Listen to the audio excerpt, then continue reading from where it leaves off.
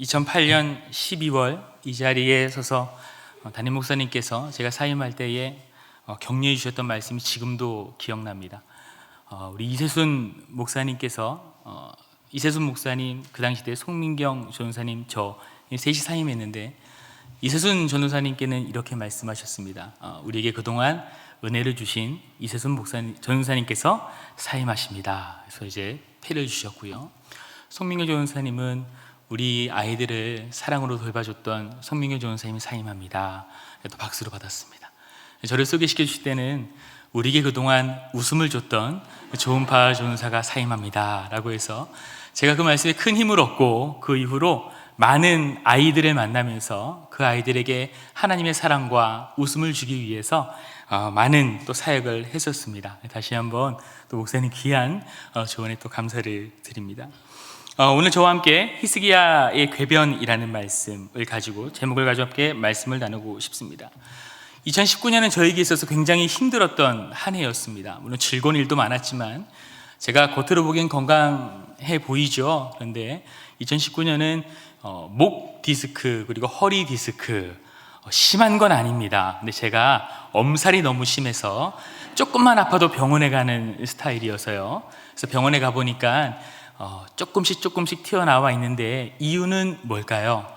제가 살이 찌고 그리고 스마트폰이나 또 성경이나 책을 볼 때 항상 내려놓고 보는 버릇을 들이다 보니까 목이랑 허리가 아프다. 앞으로 그것만 좀 주의하고 약물과 자세 치료로서 또 건강을 되찾아보자 라고 의사 선생님께서 말씀을 해주셨습니다. 근데 목이 아프니까요, 디스크가 좀 이렇게 살짝 오니까 두통이 그렇게 심하더라고요. 그래서 두통에 시달려서 얼마나 힘들었냐면 여름에 잡혀있는 사역들을 다 취소할 정도로 제가 그렇게 좀 고생을 했었습니다. 그때 생각하면 지금도 참 아찔합니다. 또 가장 미안했던 거는 목이 아프고 허리가 아프다 보니까 엎드려서 혹은 누워서 생활을 해야 돼서 저희 아들과 함께 놀아주지를 못했습니다. 그리고 입버릇처럼 나왔던 말이 뭐였냐면 아들과 한번 놀러 가야 하는데 였습니다. 얼마나 미안했는지요. 그 이야기를 듣고 저희 아내가 저에게 신혼 때 가족과 하고 싶었던 일을 리스트로 만들어서 있었던 그런 시간들을 떠올립니다. 그리고 그때 저는 아내에게 뭐라고 했냐면 나중에 아들이 태어나면은 한 3살, 4살 정도 때에 제가 안고 다닐 수 있을 때에 기차 여행을 한번 가보고 싶다라고 제가 저의 리스트 1위에 그거를 올렸습니다. 그것을 저희 아내가 기억하고 저한테 뭐라고 하냐면 아파서 맨날 그렇게 있지 말고 아들을 데리고 기차 여행을 좀 갔다 와라 이렇게 이야기하는 겁니다. 겁이 났습니다. 아프면은 이제 막 4살, 5살 아들인데 얼마나 힘들겠어요. 그래서 제가 거절을 했는데 저희 아내가 기차표를 예매해 줬습니다. 그래서 아들과 함께 기차를 타는데 아들은 신이 났어요. 태어나서 처음으로 기차를 타보는 거였거든요. 그래서 차를 타고 서천까지 가면은 1시간 반 정도면 가는데 기차를 타면은 3시간을 갑니다. 그래서 오죽하면 저희 아들이 그렇게 기차를 왕복 6시간을 타고 나서 제가 한 번 더 기차를 타러 가자라고 하면은 절대로 기차는 안 탄다라고 이야기할 정도가 되니 그때 굉장히 힘들었던 그런 기억이 납니다. 모든 그렇게 어쩔 수 없이 티켓팅을 했으니까 기차를 타고 아들과 함께 가는데 핸드폰에서 알람이 울립니다. 어떤 알람이 오냐면 누구한테서 온 게 아니라 정부에서 온 알람이었습니다. 올해 들어 최고의 폭염이라는 문자가 왔습니다. 그러니까 4살, 5살 되는 아들을 데리고 제가 온종일 걸어 다녀야 되는데 폭염까지 오니까 굉장히 걱정이 됐습니다. 근데 생각과는 달리 아들과 함께 굉장히 즐거운 하루 그리고 굉장히 맛있는 것도 많이 먹고 즐거운 시간을 보낼 수가 있었습니다. 돌아오는 기차 안에서 설교 준비를 하려고 노트북을 가지고 왔는데 당연히 아들이 피곤하니까 잠들 거라고 생각을 했거든요. 근데 아들이 안 자는 거예요. 제가 사준 바나나 우유와 카스테라를 우걱우걱 먹으면서 아빠 오늘 즐거웠지? 행복했지? 저한테 그런 이야기를 하는 겁니다. 그래서 설교 준비는 하긴 글렀다. 노트북을 다시 집어넣고 아들과 함께 얘기를 하기 시작했습니다. 근데 갑자기 아들이 저한테 이런 말을 합니다. 아빠, 니엘이는 저희 아들이 조브니엘이고 저는 니엘이라 부릅니다. 아빠, 니엘이는 이 땅에 어떻게 태어났어? 이렇게 물어보는 겁니다. 저는 약간 당황했습니다. 아니 4살밖에 안 된 아들이 벌써부터 성교육에 눈을 떴나? 라는 생각이 드는 거예요. 제가 니엘이는 가만히 있으니까 저희 아들이 저를 보고 살짝 미소를 짓는 거예요. 어떻게 태어났어? 이렇게 물어보는 겁니다.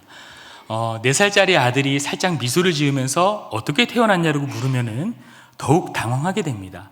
그래서 제가 아들에게 그래 니엘이는 순간적으로 어떻게 하면 이걸 잘 설명할 수 있을까 고민하고 있을 때 저희 아들이 이런 말을 합니다. 아빠, 나는 알아. 그래서 벌써 알아? 제가 이래 물어보니까 아들이 뭐라고 하냐면 엄마 아빠가 너무 사랑해서 제가 눈을 크게 떴어요. 그 다음에 저희 아들이 뭐라고 했냐면 하나님께서 선물로 주셨지? 이렇게 말을 하는 겁니다. 누구 아들인지 몰라도 얼마나 그렇게 이쁘게 이야기하는지. 그래서 제가 아들한테 맞아 니엘아, 하나님께서 우리 니엘이를 엄마 아빠에게 선물로 주셨어. 얼마나 이쁜지 몰라 라고 하는 이야기를 제가 또 했습니다. 그리고 제가 아들한테 물어봤습니다. 니엘아, 엄마 아빠는 하나님께서 주신 선물인 우리 니엘이를 잘 키우고 있어? 물어보니까 저희 아들이 잘 키우고 있으니 걱정 마 라고 이야기를 하는 겁니다. 그 이야기를 듣는 순간 저는 기차 안에서 제가 덩치는 크지만 눈물을 그렇게 잘 흘립니다. 울 수밖에 없었습니다. 왜냐하면 한 해 동안 아파서 우리 아들을 제대로 돌보지도 못했는데 저희 아들은 오히려 저를 위로하면서 아빠 잘 키우고 있으니, 그리고 나는 하나님께서 주신 선물이니 아무 걱정하지 마 라고 저를 위로해 주는 모습을 보면서 기차 타고 오는 내내 눈물을 흘리고 또 맛있는 걸 더 사주고 그랬던 기억이 납니다. 그 이후로 저는 제 스스로에게 한번 물어봅니다. 내가 다음 세대 사역을 잘 하고 있는 게 맞나? 우리 교회가, 제가 전에 있었던 교회, 단독 목회하던 교회가 다음 세대를 사역하려고 개척한 교회인데 과연 그 사명을 잘 감당하고 있나? 스스로에게 물어봤어요. 저는 대답을 할 수가 없었습니다. 아프리카 속담에 이런 말이 있습니다. 한 아이를 잘 키우려면 온 마을이 필요하다라는 속담이 있습니다. 즉 우리 교회, 그러니까 안산광림교회 아이들이 신앙 안에서 올바르게 잘 성장하기 위해서는 온 교회가 관심을 갖고 사랑해주고 기도해 줘야 한다는 사실을 우리는 알 수가 있습니다. 제가 부임한 지 한 주밖에 되지 않았지만 안산광림교회는 그 사명을 너무 잘 감당하고 있는 것 같아서 너무나도 감사한 한 주였습니다. 그러나 우리는 항상 점검해야 합니다. 우리가 우리 교회 아이들을 사랑으로, 기도로 잘 양육하고 있을까? 라고 우리 스스로에게 또 함께 신앙생활 하시는 분들에게 서로 물어보면서 다음 세대 아이들을 어떻게 신앙 안에서 잘 세울 수 있을까를 항상 고민해야만 합니다. 오늘 우리가 그 질문에 스스로 답하는 시간, 그리고 기도하는 시간이 되기를 간절히 소망합니다. 성경을 보면요, 히스기야라는 인물이 나옵니다. 히스기야는 남왕국의 13번째 왕이었습니다. 히스기야에게는 우리가 잘 알고 있는 몇 가지 사건이 있었습니다. 오늘 본문을 이해하기 위해서 우리는 그 사건 중 2가지만 한번 살펴보고자 합니다.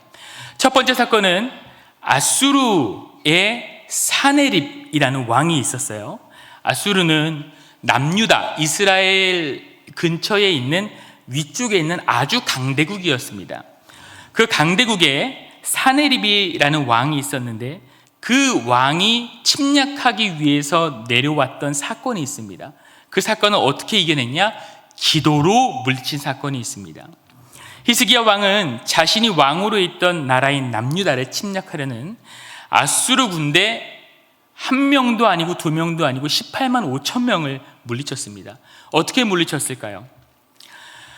기도로 물리쳤습니다. 사네립이라는 그 아수르 왕이 남유다를 점령하기 위해서 내려왔고 결국 히스기야가 왕위에 오른 지에 14년째 되는 날 그 아수르의 군대가 내려와서 46개의 우리말로 하면 시를, 그러니까 성읍을 다 점령해 버렸어요. 히스기야가 아무리 멋진 왕이라도 그 순간만큼은 아마 오금이 저리고 다리가 벌벌벌 떨릴 것입니다. 내가 다스리고 있는 나라의 46개의 성읍을 다 점령하고 지금 우리 성 바로 밖에서 아수르의 군대가 우리를 침략하기 위해서 기다리고 있는 그런 모습을 우리가 머릿속으로 그려보시면 됩니다.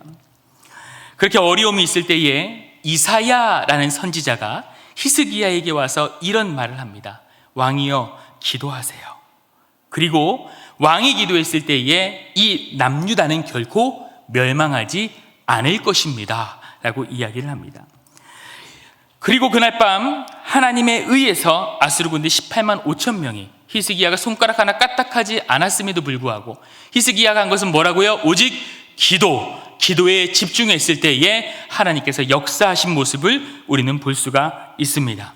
히스기야는 아수르로부터 모든 수모를 겪었어요. 그럼에도 불구하고 하나님 앞에 엎드렸을 때에, 기도했을 때에 하나님께서는 히스기야 왕과 함께 해 주셨습니다. 사실 굉장히 간단한 문제입니다. 하나님 앞에 돌아와서 히스기야는 기도를 했으면 되는 문제였어요. 이거는 이사야가 이야기해 주지 않아도 그냥 히스기야 왕이 기도하면 되는 아주 간단한 문제라고 우리는 생각할 수가 있습니다. 그런데 왜 그동안 히스기야가 기도하지 않았을까요?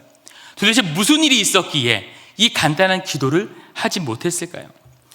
우리 한번 그 이사야의 배경을 한번 보도록 하겠습니다. 이사야는요 5명의 왕과 함께 했던 예언자입니다. 첫 번째 우시야, 두 번째 요담, 세 번째 아하스, 네 번째 히스기야, 다섯 번째 므낫세. 이 5명의 왕을 함께 했던 그 예언자가 바로 이사야였습니다. 첫 번째 우시야 왕 때 이 남유다라는 동네는요 굉장히 부유했어요. 이 남유다 주변에도 큰 강대국들이 있었지만 그 주변의 강대국들이 자기의 내부 단속을 하기 위해서 집중했을 때가 언제였냐면 바로 우시야 왕 때였어요. 그러니까 강대국들이 주변 나라 괴롭히지 않고 자기들 나라 내부 단속만 하다 보니까 이 남유다라는 나라는 아주 강대해질 수밖에 없었습니다. 왜요? 주변 나라 눈치를 보지 않고 무역을 할 수 있었기 때문입니다. 그렇게 남유다는 부를 쌓고 있었어요. 그렇게 생활이 편해지다 보니까 자연스럽게 하나님을 멀리하는 상황이 다가오게 됩니다. 그런 모습을 보고 하나님께서는 이렇게 말씀하십니다. 이사야 1장 2절부터 4절 그리고 10절을 우리 함께 읽도록 하겠습니다. 하늘이여 들으라, 땅이여 귀를 기울이라. 여호와께서 말씀하시기를 내가 자식을 양육하였거늘 그들이 나를 거역하였도다. 소는 그 임자를 알고 나귀는 그 주인의 구유를 알건만은 이스라엘은 알지 못하고 나의 백성은 깨닫지 못하는도다 하셨도다. 슬프다 범죄한 나라요, 허물진 백성이요, 행악의 종자요, 행위가 부패한 자식이로다. 그들이 여호와를 버리며 이스라엘의 거룩하신 이를 만홀히 여겨 멀리하고 물러갔도다. 우리 10절 같이 읽겠습니다. 너희 고모라의 백성아, 우리 하나님의 법에 귀를 기울일지어다.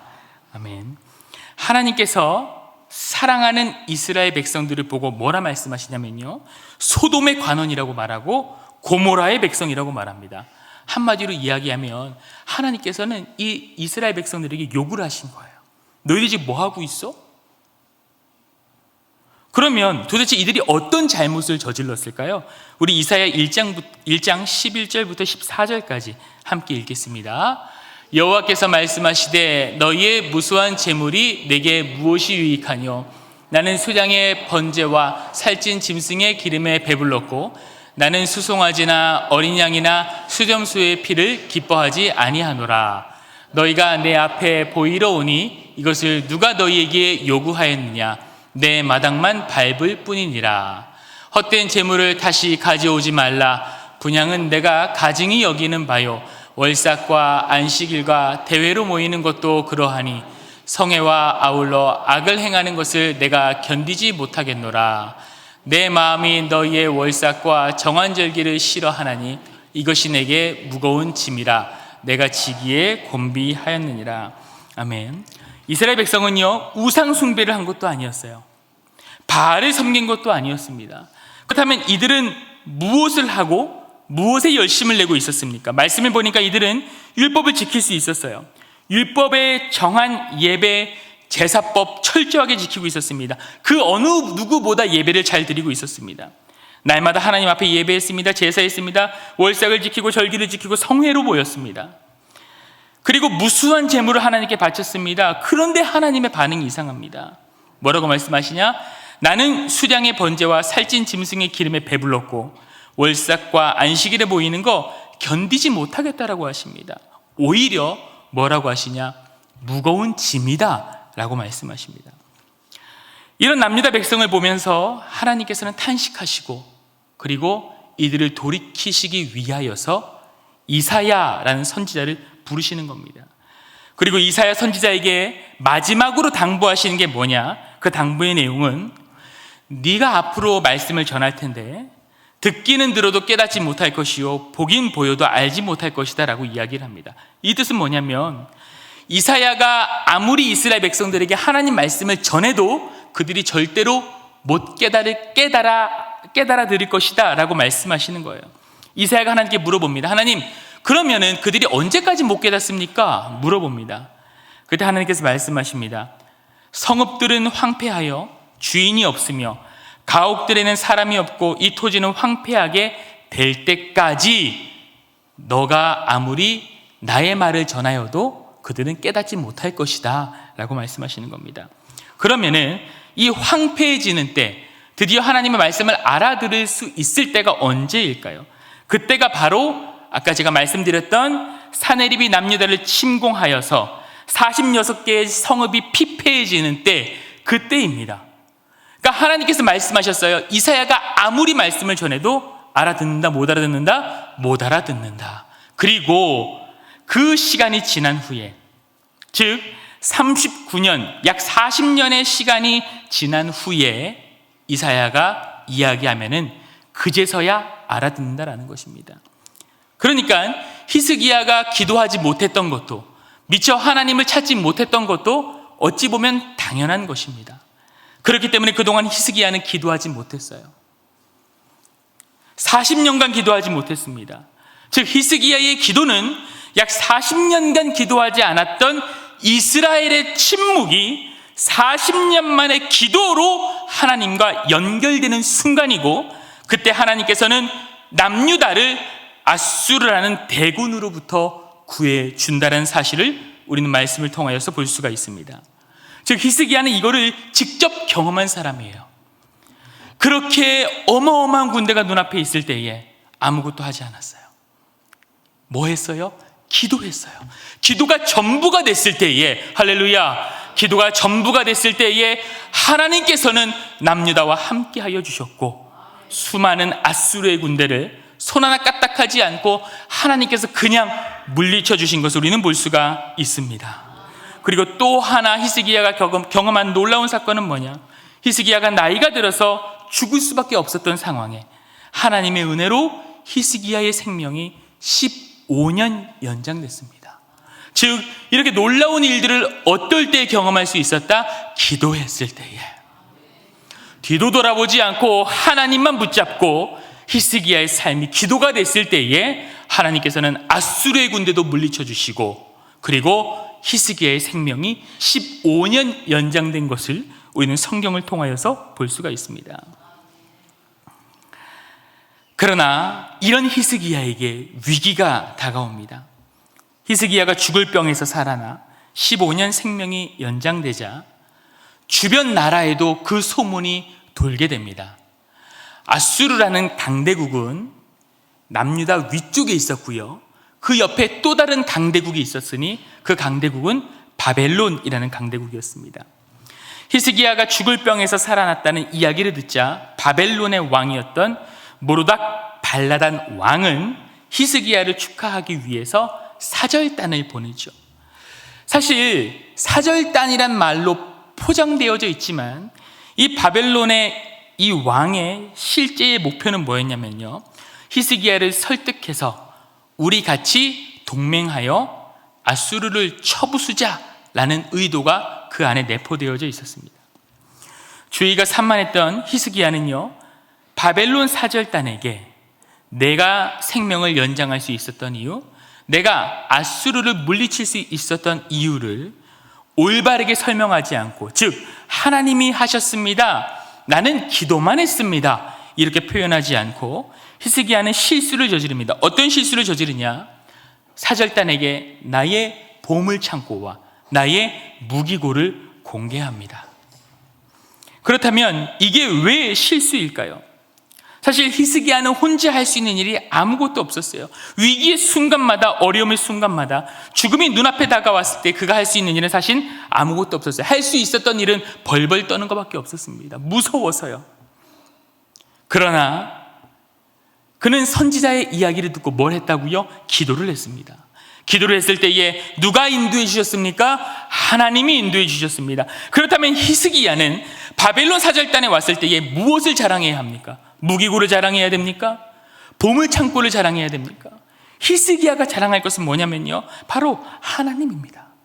내 기도에 응답해 주시는 하나님만을 히스기야는 자랑해야 하는데 그게 아니었던 것입니다.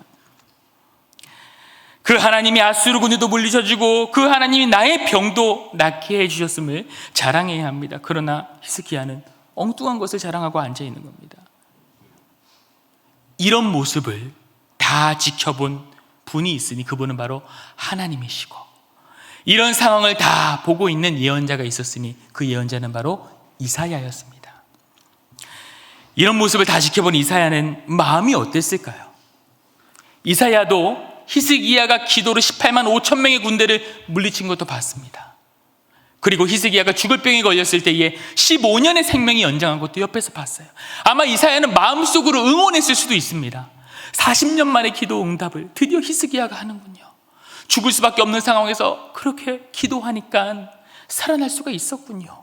히스기야는 마음으로, 아마 이사야는 마음으로 히스기야를 응원했을 수도 있습니다. 그런데 지금 히스기야가 하는 모습을 보니까 기가 차는 거예요. 말도 안 되는 일이 벌어지고 있는 겁니다. 상식으로 설명할 수 없는 일이 벌어지고 있는 거예요. 아니, 어떻게 히스기야가 이럴 수 있지? 하나님을 자랑해야지, 기도의 힘을 자랑해야지 무기고와 보물창고를 보여주고 있는 거예요. 그 모습을 보고 이사야가 하나님의 말씀을 히스기야에게 대언합니다. 뭐라고 이야기하냐? 이사야 39장 6절부터 7절까지 한번 읽도록 하겠습니다. 보라, 날이 이르리니 내 집에 있는 모든 소유와 내 조상들이 오늘까지 쌓아둔 것이 바벨론으로 옮긴 바 되고 남을 것이 없으리라. 여호와의 말이니라. 또 내게서 태어날 자손 중에서 몇이 사로잡혀 바벨론 왕궁에. 아멘. 이사야가 이런 내용을 이야기하는 겁니다. 마지막에 보면은 뭐라고 나왔다고요? 바벨론 왕궁에 환관이 된다. 누가요? 내게서 태어날 자손 중에서. 사랑하는 성도 여러분, 환관이 된다는 말이 무슨 말인지 아십니까? 환관이 되면요, 율법에 의하면 여호와의 총회에 들어갈 수가 없는 사람이 되는 겁니다. 그 말은 뭐냐면 자녀들 중에서 구원받지 못할 사람이 생긴다라는 거예요. 그 이야기 들으면 히스기야가 어떻게 반응해야 될까요? 이사야여, 내가 실수를 저질렀군요. 제가 순간적으로 내 교만에 넘쳐 하나님을 자랑하지 못하고 내가 갖고 있는 나의 힘만 자랑했습니다. 용서하여 주세요. 이렇게 표현하는 게 맞잖아요. 아마 이사야도 그런 기대를 했을 수도 있습니다. 당연히 그렇게 하나님께 용서를 구해야 되죠. 그런데 이 히스기야의 말이 굉장히 놀랍습니다. 뭐라고 이야기하냐면요, 그런가요? 이사야 선지자, 당신 말이 맞습니다. 제가 잘못한 건 맞아요. 그런데 내 생전에는 평안함이 있고 내 생전에는 견고함이 있습니다 라고 이야기를 하는 거예요. 그 말은 뭐냐면 나 때에는 이런 일이 일어나지 않고 다음 세대가 겪을 문제니까 나는 일이 없습니다 라고 이야기하고 있는 거예요. 정말 내가 알고 있는, 우리가 알고 있는 그 멋진 히스기야 왕, 종교개혁을 하고요, 기도로서 18만 5천 명의 아수르 군대를 물리치고요, 기도했을 때에 생명의 연장을 받았던 그 히스기야가 한 말이 정말일까? 라고 의문이 들 정도로 이렇게 무서운 궤변을 늘어놓는 겁니다. 그래도 히스기야인데 하나님의 축복과 역사심을 눈앞에서 보고 겪은 히스기야가 이렇게 엉뚱한 말을 하고 있는 겁니다. 그래서 이사야서에서는요, 예루살렘 성전의 멸망이 누구의 죄 때문에? 히스기야의 죄 때문에 멸망했다라고 이사야가 이야기하고 있는 거예요. 그럼 오늘 이 본문이 우리에게 던지는 메시지는 무엇일까요? 첫 번째, 기도가 전부인 삶을 살아야 합니다. 아무리 신앙생활을 잘했던 히스기야도 결정적인 순간에 하나님을 자랑하지 못했어요. 즉 히스기야는 기도하지 못했다는 말입니다. 그렇기 때문에 우리는 히스기야가 잘못했던 모습을 보고 우리의 삶을 반성해야 할 필요도 있지만, 히스기야가 잘한 부분은 우리가 배울 필요가 있습니다. 히스기야가 잘한 건 무엇입니까? 기도가 전부인 삶을 살았어요. 기도의 모든 것을 걸었습니다. 즉 우리는 기도가 전부인 삶을 살아야 하는 줄로 믿습니다. 두 번째, 우리 교회 다음 세대를 위해서 우리 모든 교인들이 항상 관심을 갖고 기도해야 한다는 것입니다. 그렇게 멋진 왕도 한순간에 무너졌어요. 우리도 그러면 무너질 수 있다라는 것을 이 성경은 이야기하고 있습니다. 항상 경계해야 한다는 것이에요. 종교개혁을 했던 왕, 기도로 18만 5천 명을 물리쳤던 왕, 기도로 생명 연장을 받았던 그 왕이 다음 세대 사역은 실패를 했어요. 제가 함부로 평가할 수 없지만 생명 연장을 받은 후에 하필이면 낳은 아들이 누구냐? 므낫세입니다. 우상을 그렇게 숭배하고 아수르 밑에 들어가서 절절기었던, 그렇게 아수르가 갖고 있던 우상을 수입했던 왕이 바로 이 므낫세예요. 므낫세가 낳은 아들의 이름이 무엇인 줄 아십니까? 아몬입니다. 아몬은 그 당시 때 우상의 이름이 아몬이에요. 그만큼 우상을 사랑했던 왕이 바로 므낫세고, 남유다 왕 중에서 가장 악독한 왕으로 뽑히고 있는 왕이 바로 이 므낫세입니다. 하필이면 히스기야가 생명 연장을 받았을 때에 낳았던 왕이 바로 그 므낫세 왕입니다. 그러면 우리는 우리 교회의 다음 세대를 한번 돌아볼 필요가 있습니다. 저는 안산광림교회가 너무 좋습니다. 기도를 많이 하는 교회, 기도가 전부인 교회, 바로 안산광림교회가 아닙니까? 우리가 해야 할 것은 현재에 힘을 쥐고 있는 지금 현재 세대가 관심을 쏟고 사랑하고 기도해야 될 대상이 바로 다음 세대인 줄로 믿습니다. 우리에겐 그렇게 막중한 책임이 있는 것입니다. 그리고 항상 경계해야 합니다. 히스기야도 순간적으로 잘못된 길로 들어서서 우리 다음 세대를 살리는 데 실패했습니다. 그렇게 우리 안산광림교회는 다음 세대를 위한, 다음 세대를 향한 이 기도의 제목들이 전부가 되어서 함께 기도하고 사랑해주면서 지금을 살아가는 힘을 쥐고 있는 우리 현재 세대와 그리고 자라나는 다음 세대가 기도로 연결이 되어 함께 성장하고 함께 부흥을 맛봐야 하는 줄로 믿습니다. 우리의 다음 세대는 사실 하루하루 힘들게 어렵게 살아갑니다. 우리 학생들의 말을 들어보면 참 마음이 속상하고 안타까울 때가 많습니다. 그러나 그들은요, 간절합니다. 간절하게 하나님을 만나기 위해, 하나님만이 전부라는 사실을 알고 있는 그 다음 세대를 위하여서 우리는 함께 기도해야 될 줄로 믿습니다. 안산광림교회 유아부, 유치부, 유년부, 초등부, 중고등부, 젊은이 교회를 위해 특별하게 우리가 기도로 하나가 되어서 날마다 기도하고 관심을 갖고 사랑을 쏟아야 할 줄로 믿습니다. 특별히 다음 주에 있을 젊은이 교회 수련회와 그 다음 주에 있을 중고등부 수련회를 위하여서 간곡하게 기도 부탁을 드립니다. 우리의 기도가, 우리가 기도할 때, 우리가 무릎 꿇을 때에 하나님께서 힘을 주셔서 안산광림교회의 다음 세대가 일어나고 살아나고 힘을 얻을 줄로 믿습니다. 날마다 히스기야의 모습을 기억하면서 항상 기도가 중심이 되어 다음 세대의 희망이 되는 우리 모두가 되기를 간절히 소망합니다.